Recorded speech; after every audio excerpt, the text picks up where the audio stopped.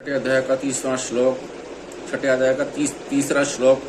आरूढ़ो मने योगम कर्म कारणम उच्यते योगारूढ़स्य तस्यैव शमे कारणम उच्यते। जो योग में समता में आरूढ़ होना चाहता है, ऐसे मननशील योगी के लिए कर्तव्य कर्म करना कारण कहा गया है। और उसी योगारूढ़ मनुष्य का शांति परमात्म प्राप्ति में कारण कहा गया है। आरूढ़ो मने योगम कर्म कारणम उच्यते। जो योग समता में आरूढ़ होना चाहता है, ऐसे मननशील योगी के लिए योगारूढ़ होने में निष्काम भाव से कर्तव्य कर्म करना कारण है।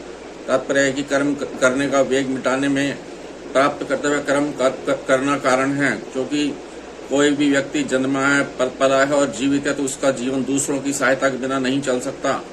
उसके पास शरीर, इंद्रिया, मन, बुद्धि और अहम तक कोई ऐसी चीज नहीं है जो प्रकृति की न हो।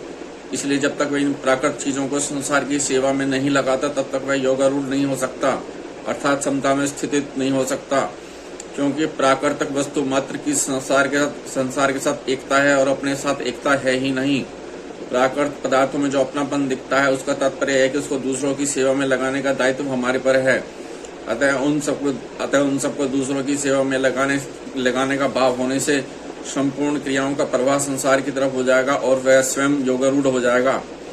यही बात भगवान ने दूसरी जगह में व्यतिरिक्त दूसरी जगह कई बार कही है कि यज्ञ के लिए, दूसरे के हित के लिए कर्म करने वालों के संपूर्ण कर्म लीन हो जाते हैं, अर्थात किंचन मात्र भी बंधक कारक नहीं होते।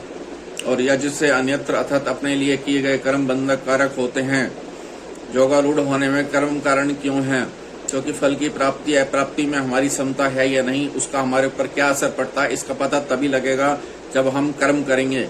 समता की पहचान कर्म करने से ही होगी। तात्पर्य है कि कर्म करते हुए यदि हमारे में समता रही, राग द्वेष नहीं हुए, तब तो ठीक है, क्योंकि वह कर्म योग में कारण हो गया। परंतु यदि हमारे में समता नहीं रही, राग द्वेष हो गए, तो हमारा जड़ता के साथ संबंध होने से वह कर्म योग में कारण नहीं बना।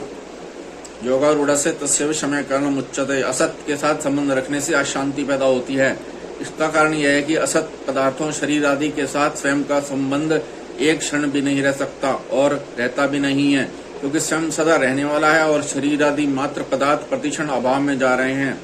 उन प्रतिक्षण अभाव में जाने वालों के साथ यह स्वयं अपना संबंध जोड़ लेता है और उनके साथ अपना संबंध रखना चाहता है, परंतु उनके साथ संबंध रहता नहीं, तो उसके चले जाने के भय से उनके